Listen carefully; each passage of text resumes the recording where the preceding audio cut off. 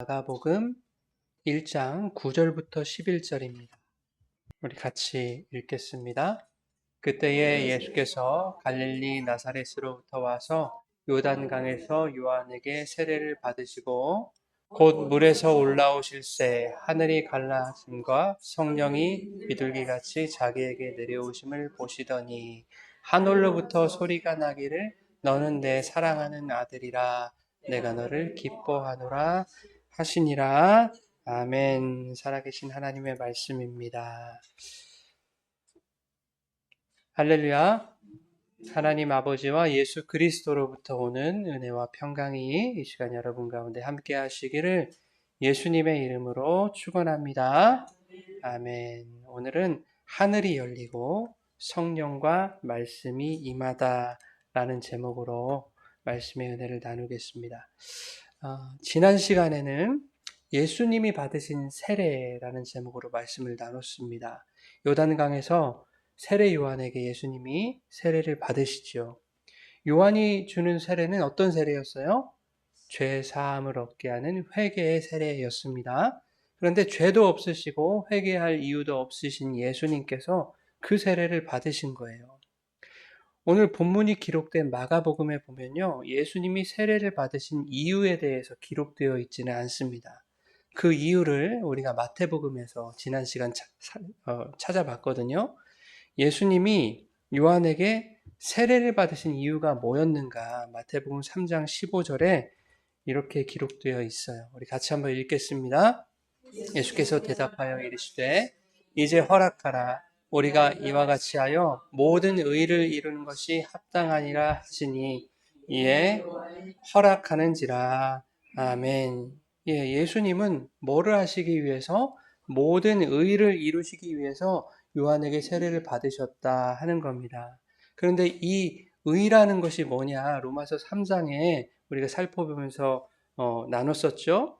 예수 그리스도를 믿는 모든 자에게 미치는 하나님의 차별이 없으신 의다. 그 차별이 없으시다는 의가 도대체 뭐냐 그럼? 로마서 3장 24절에 뭐라고 했습니까? 그리스도 예수 안에 있는 속량으로 말미암아 하나님의 은혜로 값없이 의롭다 하심을 얻는 것. 그것이라고 말씀을 우리가 나눴습니다. 그리스도의 속량을 통한 하나님의 은혜. 그것이 바로 예수님께서 이루시겠다는 모든 의거든요. 예수님이 요한에게 세례를 받으신 것은 믿는 자에게 구원을 주시는 십자가, 그 대속의 은혜를 미리 보여주시는 상징적인 사건이었다. 지난 시간에 말씀을 드렸습니다. 우리의 죄를 대신하여 심판의 물에 빠져 죽으시고 다시 그 물 위로 올라오심으로써 당신이 대속하신 자들의 부활과 새 생명을 선언한 사건이 바로 예수님이 받으신 세례입니다. 오늘은 이 세례에 대해서 좀 더 자세히 살펴보면서 11절에 기록된 너는 내 사랑하는 아들이다. 내가 너를 기뻐한다. 라고 하는 이 하늘로부터 들렸던 그 소리의 의미가 뭔지에 대해서도 우리가 한번 나눠보려고 합니다. 여러분, 예수님이 사역하시는 동안에, 공생의 3년 기간 동안에 사람들에게 물로 세례를 베푸셨을까요? 예수님이 세례 베푸셨습니까? 요한복음 3장 22절에 보면 이렇게 말씀하거든요. 예수께서 제자들과 유대 땅으로 가서 거기 함께 유하시며 세례를 베푸셨다. 이렇게 기록하시거든요. 표면적으로 보면은 예수님이 물로 세례를 베푸신 것처럼 그렇게 기록되어 있어요. 그러나 곧바로 이어지는 4장 1절 2절에 뭐라고 말씀하냐면 예수께서 친히 세례를 베푸신 것이 아니라 제자들이 베푼 것이었다라고 설명하고 있어요. 다시 말하면 예수님은 공생의 기간 동안 물로 세례를 베풀지는 않으셨다라는 이야기입니다. 예수님이 베푸시는 세례는 어떤 세례였기 때문에 십자가에서 쏟으신 물과 피와 성령으로 주시는 성령 세례였기 때문에 예수님은 물로 세례를 주시지는 않았습니다. 그래서 지난 시간에 요한일서 5장 말씀을 통해서 우리가 살펴봤죠. 그리스도는 물과 피로 임하신 분인데 성령과 물과 피, 이 셋은 합하여 하나더라 이렇게 말씀하고 있지 않았습니까? 물로 주는 세례는 누가 주는 세례예요? 저 같은 사람이 주는 세례입니다. 그 말은 뭐예요? 사람이 주는 세례로는 죄의 속량과 구원을 근본적으로 얻을 수 있는 것이 아니다. 어떤 상징적인 행위겠죠. 그럼에도 불구하고 예수님이 제자들에게 세례 베푸는 것을 허락하신 것은 사람이 물러주는 그 세례가 예수 그리스도의 십자가 대속을 상징하는 복음을 담고 있기 때문입니다. 십자가에서 남김없이 흘리신 예수 그리스도의 물과 피와 성령을 통한 주님의 십자가 대속과 구원의 은혜가 제자들이 물로 베푸는 그 세례 속에 다 들어가 있기 때문에 세례 베푸는 것을 주님이 허용하신 거예요. 물론 당시 제자들은 아직 예수님의 십자가를 경험한 상태가 아니잖아요. 그리고 세례의 의미가 뭔지도 아직 깨닫지 못하는 그런 상태였단 말이죠. 그랬을 것이지만 그럼에도 불구하고 예수님은 제자들에게 세례를 베풀게 하심으로 그리스도의 속량과 하나님의 은혜 안으로 들어오라 요청하는 그 복음을 선포하게 하신 거예요. 그러니까 세례가 뭐라는 거예요? 선포되는 말씀이에요, 그것도. 그러니까 목사가 세례 이렇게 주고 또 성찬도 나눠주고 하잖아요. 그게 모두 선포되어지는 보이는 말씀이다. 이렇게 생각하시면 되겠습니다. 예. 그리고 마태복음 28장 마지막에 예수님이 승천하시기 직전에 지상 대명령을 주시죠. 그때도 뭐라고 하십니까? 너희는 가서 모든 민족을 제자로 삼고 아버지와 아들과 성령의 이름으로 세례를 주거라. 이렇게 말씀하신단 말이죠. 그러니까 제자들과 헤어지는 그 마지막 순간에 분부하신 것이라면 얼마나 중요한 얘기겠어요, 그게. 그래서 오늘날에도 세례라는 것이 그렇게 중요한 겁니다. 교회에서 세례 교육을 하고 또 세례를 장려하는 것은 성도들에게 복음의 핵심을 가르치고 이 마음 가운데 그 복음의 말씀을 새기게 함으로써 그 복음의 그 진리에 동의하여 값없이 주시는 하나님의 은혜, 그리스도의 구원에 참여하고 또 그것을 누리라라고 하는 거룩한 권면인 거예요. 우리 개신교회에는 은혜의 방편이라는 게 있거든요. 은혜의 방편. 쉽게 말하면 은혜가 주어지는 수단 혹은 은혜가 임하는 통로라는 게 바로 은혜의 방편이라는 교리예요. 우리 개신교는 은혜의 방편이 세 가지가 있는데 그게 뭐냐? 첫째는 말씀이고 둘째는 기도이고 셋째는 성례입니다. 그러니까 이 세 가지 외에 하나님의 은혜가 우리에게 주어진 통로는 있어요, 없어요? 없어요. 그러니까 다른 거 은혜 받으려 뭡니까? 치유 집회에서 은혜 받자 뭐 그런 거 안 된단 말입니다. 그런 걸로 은혜가 오질 않아요, 여러분. 오직 말씀, 여러분이 하나님과 교제하는 그 기도, 그리고 우리에게 보이시는 말씀으로 주신 성례, 이것으로만 우리에게 은혜가 찾아와요. 여러분, 우리에게 하나님의 은혜가 부어지는 통로, 이 말씀, 기도, 성례인데 이 성례 안에 세례와 성만찬이 들어있는 거예요. 세례와 성만찬을 합쳐서 성례 이렇게 말하는 겁니다. 네, 오늘은 세례에 대한 내용이니까 세례만 잠깐 언급하겠습니다. 왜 세례가 하나님의 은혜가 임하는 통로와 수단이 될까요, 여러분? 왜? 세례 속에 십자가의 복음이 있다 그랬죠? 말씀이 있기 때문에 그래요. 아까 은혜는 말씀, 기도, 성례를 통해서 온다고 했잖아요.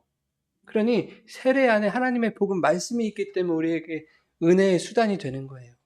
또한 십자가 복음을 나의 평생의 기도로 삼는다는 그런 신앙의 약속이 있기 때문에 세례가 은혜의 통로가 되는 거예요. 그래서 여러분 세례를 받으셨고 세례를 받으라고 권면하는 겁니다. 세례를 받으면 하나님의 은혜가 찾아올 거 아닙니까? 예. 그런데 세례를 받은 사람들도요, 그 속에 담긴 복음의 내용이 뭔지를 잘 몰라요. 예. 일평생 한 번 받으면 끝나는 숙제 정도로 그렇게 생각하지 않습니까? 그러니 세례를 받고도 세례의 감격과 은혜를 누리지 못하고 살아가는 거예요. 세례 받은 세례의 삶을 살아가지 못하는 거예요. 새 생명의 삶을 살아가지 못하는 거예요. 세상 사람과 똑같이 살아가는 거예요. 네. 세례를 받은 사람들이 보통 성만찬에 참여를 하잖아요.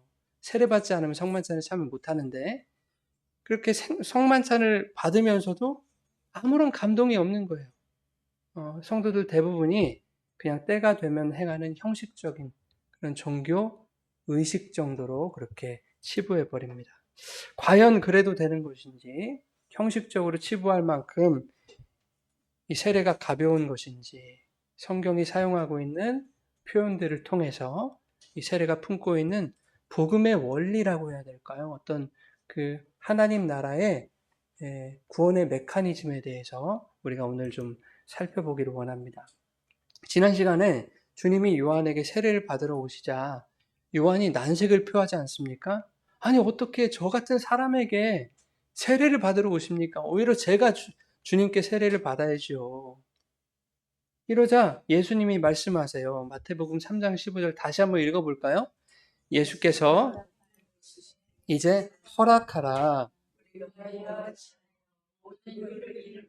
합당하니라 하시니 요한이 허락하는지라.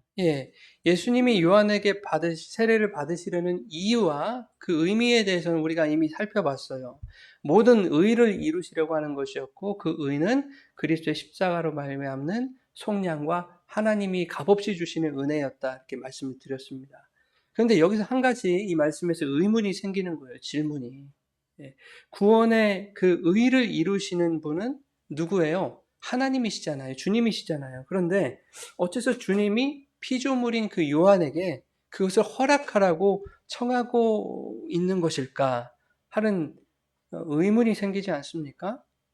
하나님의 거룩한 뜻을 이루는데 인간의 동의나 또 인간의 허락이 필요하다는 얘기인가?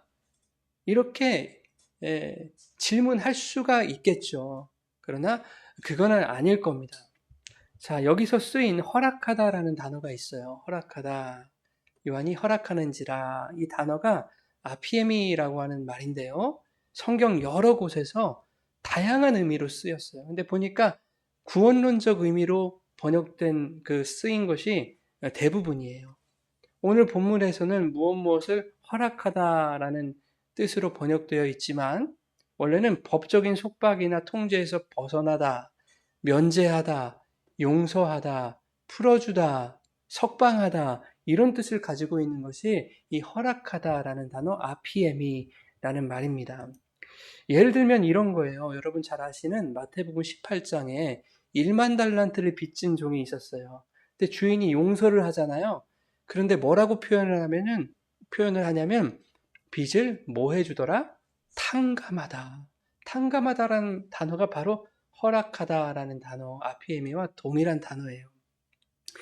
요한복음 11장에는요. 예수님이 무덤에 장사 지낸 나사로를 부르시는 장면이 나와요. 무덤 앞에서 나사로야 나오라 하니까 나사로가 배로 동인 채로 수의를 입은 그대로 좀비처럼 하고 나오는 거예요. 그때 예수님이 뭐라고 하시냐면 놔둬라, 풀어놓아 다니게 하라 그렇게 하시거든요. 여기서 풀어놓다라는 단어가 동일한 단어입니다. PM이. 그 밖에도 구약에서는 이 단어를 용서하다, 구속하다, 속죄하다, 사죄하다, 덮다 이런 뜻으로 사용하고 있습니다. 그러니까 아피엠이라는 단어 속에는 뭐가 들어있어요? 자유가 선언되고 용서와 속죄가 이루어지는 그런 의미가 이 단어에 있는 거예요. 허락하다라는 단어에. 즉 예수님이 요한에게 세례를 허락하라고 하신 말씀은 그 주도권이 요한에게 있다는 뜻이 아니라 오히려 나 예수가 받는 이 세례를 통해서 너와 인류의 죄가 탕감되고 용서되고 죽었던 나사로가 살아난 것처럼 사망의 권세에서 너희가 완전한 자유와 새 생명을 얻게 될 것이다 라는 그 주님의 강력한 의지가 들어가 있는 그런 말씀인 겁니다. 그러니 허락하라고 하는 것은 요한 네가 선택하거나 그것을 결정하는 것이 아니라 내가 너에게 세례를 받겠다라는 것은 요한 너의 속죄와 구원을 향한 예수님의 강한 의지라는 거예요. 요한이 예수님께 세례를 베푼 것은 주님의 속죄 없이는 살 수 없는 죄인이다라는 것을 요한이 인정하는 사건이에요. 또한 죄를 탕감해 주시겠다는 주님의 의로운 뜻에 요한이 자신을 내어 맡긴 그런 의미가 있습니다. 즉 세례를 허락하라는 말은 내 죄를 붙들고 있으면서 죄의 종로를 타지 말고 그 죄를 짊어질 나에게 너의 삶을 맡기라는 거예요. 내가 십자가로 너에게 참된 자유와 영원한 생명을 허락해 주겠다라는 것이 허락하다라는 이 단어에 녹아 있는 것입니다. 여러분, 예수님이 받으신 세례는 무엇을 예표한다 그랬어요? 십자가의 죽으심과 부활을 예표한다 그랬어요. 그렇기에 세례 요한이 예수님께 세례를 베푼 사건은 요한 개인의 경험만으로 끝나는 건 아니겠죠. 십자가와 부활 사건이 요한 개인의 경험이 아니잖아요. 개인에게만 허락된 게 아니라고요. 이것은 오늘을 살아가는 우리 모두에게 경험되어지고 고백되어지는 사건이다 하는 것입니다. 네. 우리는 모두 요한과 똑같은 질문을 갖고 지금도 살아가요. 어떤 질문입니까? 주님, 나 같은 죄인이 어떻게 주님께 세례를 베풀 수 있습니까? 여러분에게 그 질문이 있다니까요. 그런 질문 안 해보셨죠? 근데 오늘날로 적용을 해보자면 이 질문이 이렇게 변해요. 주님, 나 같은 죄인이 어떻게 주님을 위해 일을 하며 살아갈 수 있습니까? 내가 어떻게 주님을 위할 수 있습니까? 나 같은 존재가. 이런 질문이 우리 안에 들 있지 않습니까? 이런 우리에게 주님이 말씀하시는 거예요. 네가 나를 위해 위하는 것이 아니라 내가 죄인인 너를 위해 온 것이다. 주님은 성경을 통해 우리에게 이렇게 말씀하시거든요. 네가 나에게 베풀 세례는 뭐냐? 너의 자격이나 능력이나 의지로 베풀어지는 것이 아니라 그저 네가 죄인임을 고백하며 나를 온전히 의지하는 것. 그것이 네가 내게 베풀 세례이다. 이거를 말씀하시는 거예요. 너의 온전한 용서와 참된 자유를 위해 내가 십자가에서 너를 대신해 죽고 살아나는 진짜 세례를 내가 내 십자가로 너에게 완성하겠다.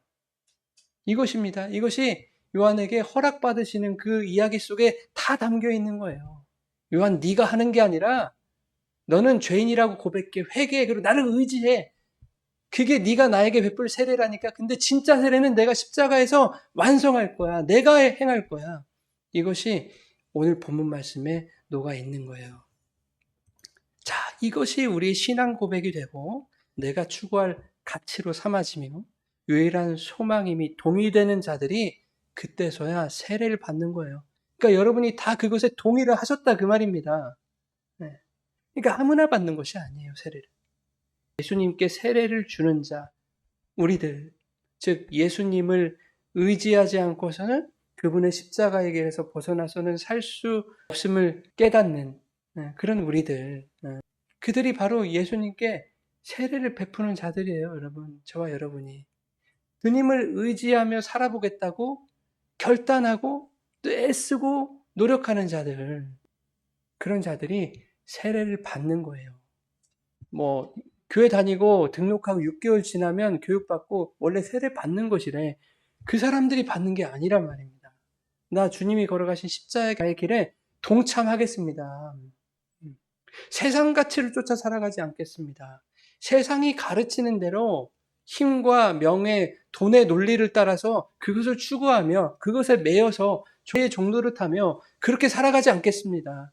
설사 그것들 때문에 내가 곤란을 겪고 어려움을 겪을지라도 주님이 나에게 가르쳐주신 그 좁은 문, 좁은 길 걸어가겠습니다. 그렇게 다짐하고 고백한 사람들이 세례를 받는 거예요. 여러분 그런 마음으로 받으셨어요, 세례? 그래서 세례는 예수님의 십자가로 초청하는 좁은 문인 것이지 세상의 영광으로 들어가는 넓은 성공의 문이 아닌 것입니다. 그러나 그 고난의 십자가는요, 세상의 그 어떤 영광과도 좋게 비교할 수 없는 무슨 영광을 우리에게 선사할까요? 하늘의 영광을 허락하시는 거예요. 그건 우리에게 보장된 거 아닙니까? 이 세상은 다 지나고 없어져 버려요. 인간이 아무리 오래 살아도 100세 살고 120세 살면 죽겠죠. 그러면 내가 가진 이 땅의 것들 내가 가지고 갈 수 있습니까? 그러나 이 땅에서 힘들고 어려워도 하나님 나라에 들어가면 그 순간부터 영원을 산다니까요, 영원을. 그것이 우리에게 보장돼 있어요, 여러분. 그 영광을 이 세상에서 부귀영화 누리는 것으로 비교할 수 있습니까, 여러분? 비교할 수 없는 거죠. 그렇게 예수님의 세례에 동참하는 자들에게는 세례를 받고 물에서 올라오신 예수님에게 일어났던 일들이 그 자들에게도 그대로 나타나고 이루어진다라는 것을 이제 10절과 11절 말씀으로 설명하고 있는 겁니다. 우리 같이 읽겠습니다. 곧 물에서 올라오실새 하늘이 갈라짐과 성령이 비둘기같이 자기에게 내려오심을 보시더니 하늘로부터 소리가 나기를 너는 내 사랑하는 아들이라 내가 너를 기뻐하노라 하시니라. 예, 예수님이 물에서 올라오자 하늘이 갈라졌다 이렇게 말하고 있어요. 이 갈라졌다, 스키조라고 하는 단어인데요. 이 단어가 무슨 뜻이냐면 찢다, 가르다, 쪼개다, 나누다, 분리하다 이런 뜻을 가지고 있어요. 예. 마가복음 15장 38절, 오늘 우리는 마가복음 1장, 마가복음의 시작을 말하고 있는데 마가복음 마지막에 15장 38절에 이 단어가 이렇게 쓰였습니다. 같이 읽겠습니다.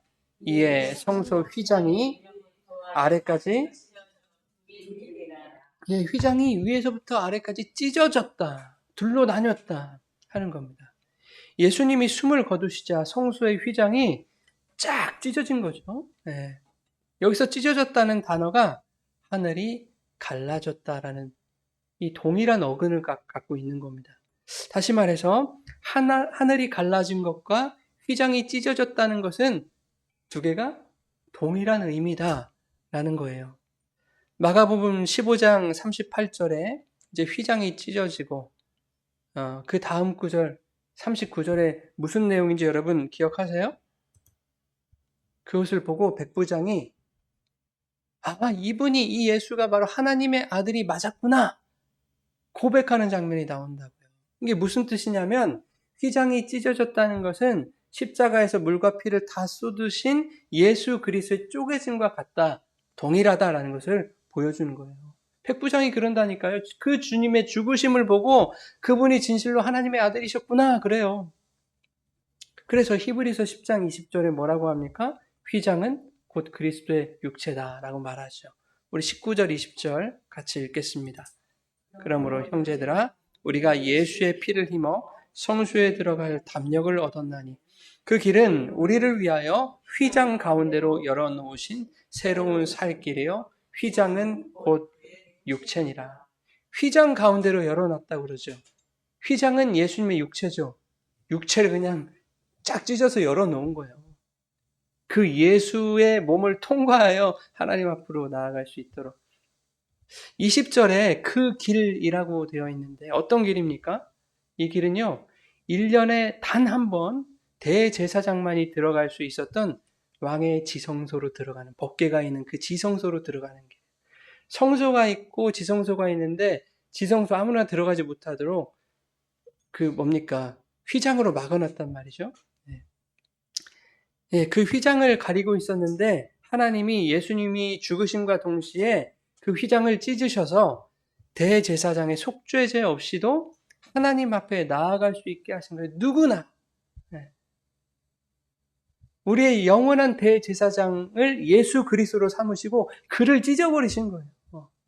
휘장은 곧 주님의 육체라고 말하고 있는데 그 휘장을 찢어서 예수를 찢으셔서 휘장 가운데로, 즉 예수로만 말미암는 새로운 산길을 열어 놓으셨다 하는 겁니다. 이것이 바로 오늘 본문이 하늘이 갈라지는 사건으로 예표하고 있는 거예요. 이것을. 여러분, 하늘은 누굽니까? 하늘. 하나님이죠. 하나님.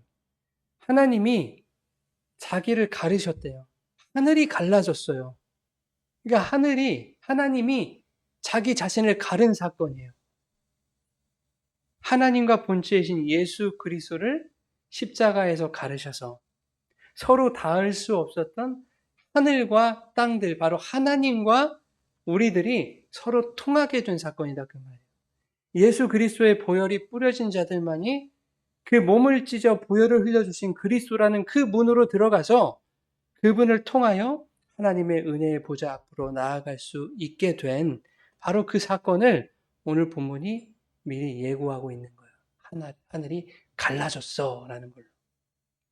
자, 그런데 하늘이 갈라지고 나서 무슨 일이 일어납니까? 성령이 비둘기같이 예수님에게 내려오신 것을 예수님이 보신 거예요. 그죠? 자, 이것은 자신을 찢어서 살 길을 열어주신 예수 그리스도 안에 있는 자들, 성도들, 그리스도의 십자가의 길로 들어간 자들에게도 이 일이, 성령이 임하는 이 일이 동일하게 일어날 것이라는 것을 또 이것이 예표하고 있는 거예요. 예수님이 돌아가시기 전에 제자들에게 성령을 보내시겠다고 약속하셨죠. 네. 그 약속대로 오순절에 성령이 임하지 않습니까? 그 성령께서 지금도 우리와 동일하게 함께 하시고 우리 안에서 역사하신다고. 그런데 오늘 본문에 성령이 뭐같이 내려왔다? 비둘기같이 내려오셨다라고 말씀하고 있는 이유가 있어요. 여러분, 노아의 이야기에서 하나님이 홍수로 그 죄로 가득한 세상을 다 심판하셨잖아요. 이 땅은 다 죄 덩어리였어요. 그래서 하나님 보시기에 너무 안 좋으셔가지고 물로 다 덮어버리셨거든요. 세례 받으실 때 예수님이 요단강 속으로 침투하셨잖아요. 그게 노아의 홍수물에 모든 죄가 죽는 것을 의미한다고 하지 않았습니까? 그렇게 하나님이 홍수로 심판하세요. 근데 1년 넘는 시간 동안 물이 빠지지 않아요. 노아가 물이 빠졌는지 안 빠졌는지 그 알아보기 위해서 까마귀도 날려보내고요. 또 비둘기도 이렇게 날려보낸다고요. 그런데 까마귀는 물이 아직 마르지 않았는데도 불구하고 방주로 돌아와요, 안 돌아요? 돌아오지를 않아요. 왜 안 돌아왔을까요? 아니, 물에 둥둥 떠다니게 널린 게 먹잇감 아닙니까? 썩은 시체, 썩은 고깃덩어리들. 예. 그래서 레위기에 의하면 까마귀는 부정한 동물이라고 하잖아요. 이 부정한 존재들은 둥둥 떠다니는 그 시체 더미를 자신의 거처 삼아 살아가면서 그 썩은 양식만 골라 먹는 거예요. 그런데 비둘기는 날려보냈더니 발 붙일 곳을 찾지 못하고 노아에게 돌아오죠. 까마귀는 시체 더미 위에 딱 앉았는데 비둘기는 그따위 썩은 고기에는 앉지 않겠다 그 말이에요. 내 정처 아니다 그 말이에요. 세상에 썩은 것을 양식 삼지 않겠다 그 말입니다. 방주로 돌아가면 노아가 먹이 줄 건데 노아가 다시 비둘기를 방주 밖으로 날려보냅니다. 이번에는 비둘기가 감람나무 잎을 물고 들어와요. 이것을 보고 노아가 얼추 이제 물이 다 빠졌구나 이렇게 생각하고 마지막으로 비둘기를 다시 날려보내죠. 근데 이제 안 돌아와요. 그럼 무슨 뜻이에요? 물이 완전히 말랐구나. 그래서 방주 밖으로 이제 노아가 나오게 되죠. 이렇게 비둘기는 사망과 심판의 물에서 새로운 땅이 물 위로 솟아오르는 그 새 시대, 새 창조를 상징하고 있는 거예요. 예수님이 물에서 올라오시는 것은 그분이 우리의 죄를 지고 심판의 물에 죽으시고 다시 살아나심으로 예수라고 하는 그 방주 안에 있는 자들에게 새 시대와 새 창조가 선언되고 있는 사건입니다. 그 새 창조를 살아가는 자들에게 성령이 비둘기같이 예수님께 내려온 것처럼 그들에게도 성령이 임하셔서 함께 하실 것이라는 것을 성령이 예수님께 비둘기처럼 내리는 것으로 우리에게 보여주시는 거예요. 그 성령께서 무슨 일을 하시는가? 예수 안에 있는 자들이 까마귀처럼 죄악된 세상을 영주할 처소로 삼지 못하도록 하나님 나라 소망하며 살아가도록 또한 세상에 썩어질 것을 양식 삼지 않고 주님의 말씀을 진정한 양식으로 삼아서 살아가도록 그 성령께서 우리를 지도하시고 도우시고 인도하시는 거예요. 자, 이것을 이제 우리가 다음 시간 살펴보게 될 텐데 예수님의 광야 시험을 통해서 또 이 내용을 미리 보여주시는 거예요. 사탄이 시험하잖아요. 예수야 배고프지? 너 40일을 쫄쫄 굶었다면서 여기 돌들이 얼마나 많이 널려 있니? 이거를 떡으로 만들어서 먹으면 좀 낫지 않겠어? 내가 세상 부귀 영화 명예 권세 다 너에게 줄 테니까 나한테 절하고 나한테 영광을 좀 돌려봐. 그랬더니 예수님이 뭐라고 해요? 그건 네 생각이고 말씀은 그렇게 얘기 안 하던데. 이렇게 하시는 거예요. 이게 다음 주에 우리가 좀 자세히 살펴보겠습니다. 자, 이렇게 요한에게 세례를 받고 물 위로 올라오신 예수님께 성령이 내려오자 이제 하늘로부터 뭐가 임해요? 소리가 들려요. 소리가. 어떤 소리입니까? 내 사랑하는 아들이라 내가 너를 기뻐하노라.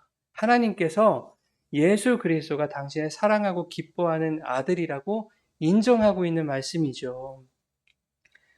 여러분, 예수님이 받으신 세례가 무엇을 예표한다고 했습니까? 십자가죠. 우리 죄 때문에 십자가에 달려서 우리가 당해야 할 사망의 대가를 예수님이 대신 치르심으로 십자가에서 우리의 죄를 사망시키시고 또 부활하셔서 우리에게 새로운 산길, 영생을 열어주신 하나님의 모든 그 의의 완성을 이 세례가 예표하고 있었어요. 그리고 십자가 속량으로 의롭다 하심을 얻게 하신 자들이 끝까지 구원의 길을 걸어갈 수 있도록 성령으로 함께 하시는 바로 그 아들이 내 사랑하는 아들이요 내 기뻐하는 자다 라고 하는 것을 11절 말씀이 얘기하고 있는 거예요. 아무나 내 아들 아니야. 아무나 내가 사랑하는 아들 아니거든. 아무나 내가 그를 기뻐하지 않거든. 십자가로 나의 의를 온전히 이루고 완전하게 완성한 그 아들이 내 사랑하는 아들이고 내가 그를 통해 기뻐해 라고 말씀하시는 거예요. 그런데 이 하늘의 소리는 예수 그리스도 안에 있는 자들에게도 주어지는 말씀이에요. 내 아들 예수 그리스도의 십자가로 확증한 내 사랑하는 자들이다. 너희 성도들이 바로 그러한 자들이다 라고 선언하신 하나님의 음성이기도 한 것입니다. 그러니까 우리가 아직 죄인 되었을 때에 그리스도께서 우리를 위하여 죽으심으로 하나님께서 우리에게 대한 자기의 사랑을 확증하신 그들이 바로 저와 여러분이라는 것을 인정하시는 말씀이 바로 11절 말씀이에요. 예수님에게만 말씀하신 것이 아니라 예수님 안에 있는 우리에게도 적용되는 말씀이라는 겁니다. 그 사랑하시는 자녀들을 보시고 하나님이 기뻐하신다는 거예요. 스바냐 3장 17절에 뭐라고 합니까? 너의 하나님 여호와가 너의 안에 계시니 너의 가운데 거하시니 그는 구원을 베푸실 전능자시라 이렇게 말씀하죠. 그가 너로 말미암아 기쁨을 이기지 못하시고 너를 잠잠히 사랑하시며 너로 말미암아 즐거이 부르신다. 여러분 보세요. 우리가 자식을 사랑하잖아요. 자식이 어떤 자식인들 부모가 사랑하지 않겠어요. 속을 썩여도 내 자식이니까 사랑하는 마음이 있죠. 그런데 맨날 남의 것 훔치고 교도소나 들락날락 걸리고 또 도박이나 하고 부모님께 경제적으로 손해를 끼치고 문제만 일으키고 하는 그런 자녀가 있다고 생각해 보자고요. 그게 사랑이 되겠습니까? 물론 내 자식이기 때문에 포기할 수는 없죠. 끝까지 놓지 못하는 끈은 있겠죠. 그러나 바라만 봐도 기쁘고 사랑스럽고 한 자식입니까? 아니잖아요. 왼수죠, 왼수. 제가 생각할 때 하나님이 우리를 그렇게 바라보셔야 맞는 거예요, 사실은. 하나님 뜻대로 살아갈 수 없는 우리들이잖아요. 살아가지질 않는 우리들. 그러면 와, 쟤네들은 어떻게 내 말대로 살아가는 꼴을 못 보겠냐 하시면서 답답하고 그냥 짜증나는 눈으로 우리를 바라보셔야 된다고요, 하나님이. 그런데 그런 우리임에도 불구하고 어떻게 바라보신다는 거예요? 사랑의 눈으로 바라보시며 그냥 바라볼 때마다 그로 인해서 기쁨을 주체하지 못하신다는 거예요, 하나님이. 근데 도대체 어떻게 그러실 수 있냐고. 우리가 뭐 그렇게 예쁜 짓을 했다고 하나님 기뻐하십니까? 우리는 늘 죄짓고 연약한 존재인데 어떻게 우리를 바라보며 기쁨을 이기지 못하시냐고. 왜 그럴까요? 하나님 우리를 바라보실 때 지난 시간 말씀드렸죠? 우리의 죄를 보시지 않고 그 아들의 피를 보시기 때문에 그래요. 그 아들의 피로 말미암아 우리가 의롭다 하심을 얻었기 때문입니다.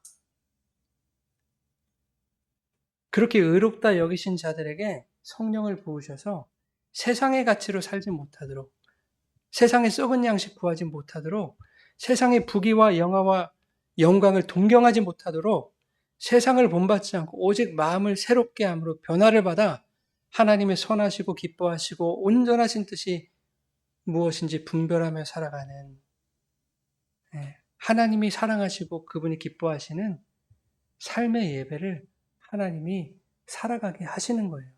우리가 우리의 능력과 자격으로 살아갈 수 있는 것이 아니라 여러분 아까 스바냐 3장 17절에 뭐라고 했습니까? 하나님이 너로 말미암아 기쁨을 이기지 못하시고 너를 잠잠히 사랑하시며 너로 말미암아 즐거이 부르며 기뻐하시는데 그 앞에 뭐라고 말씀하고 있냐면 너의 어떤 자격과 조건 때문이 아니라 너의 하나님 여호와가 너의 가운데 계시니 그가 구원을 베푸신 능력자이시기 때문이라 말하고 있어요. 그러니까 여러분 이 말씀을 여러분 마음에 새기세요.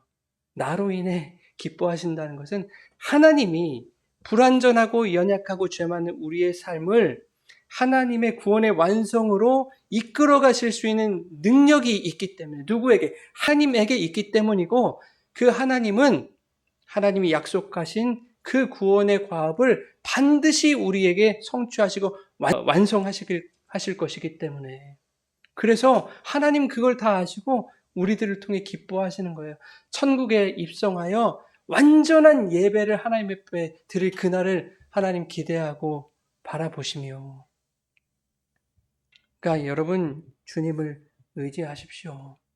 세상에 썩은 고기들 탐닉하지 마시고 세상에 죄악된 것들에 여러분의 마음을 두지 마시고 이곳을 나의 정처라고 생각하지 마시고 이 땅에서 예수님의 자녀로 하나님의 자녀로 열심히 애쓰며 살아가시되 좀 없다고 실패했다고 낙심하거나 좌절하거나 주눅들지도 마시고 좀 있다고 성공했다고 가졌다고 뻐기지도 마시고 아무것도 아닙니다. 네.